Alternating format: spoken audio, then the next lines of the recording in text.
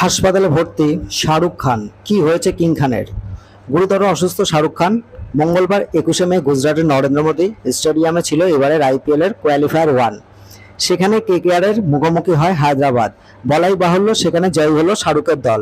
দুই ছেলে মেয়েকে নিয়ে এদিন তিনি মাঠে হাজির ছিলেন। বিভিন্ন সময় তাকে উচ্ছ্বাস প্রকাশ করতে ম্যাচ শেষে মাঠে ঘুরতে দেখা যায়। এরপর গুরুতর অসুস্থ হয়ে পড়েন কিং খান। জানা গিয়েছে হাসফাস গরমে হিট স্ট্রোক হয়ে গিয়েছে তাকে তখন তাড়াতাড়ি আহমেদাবাদের একটি হাসপাতালে ভর্তি করা হয়। বর্তমানে সেখানেই তিনি চিকিৎসাধীন। আহমেদাবাদের পুলিশ এসপি ওম প্রকাশ জাট জানিয়েছেন, প্রবল গরমে অসুস্থ হয়ে পড়লে শাহরুখ খানকে কেডি হসপিটালে নিয়ে যাওয়া হয়, তবে গুরুতর কিছু নয়। তবে এই খবর ছড়িয়ে পড়ার পর তিনি কেমন আছেন, কি অবস্থা সহ সমস্ত আপডেট পেতে এই হাসপাতালের বাইরে ভিড় জমা কিং খানের ভক্তরা।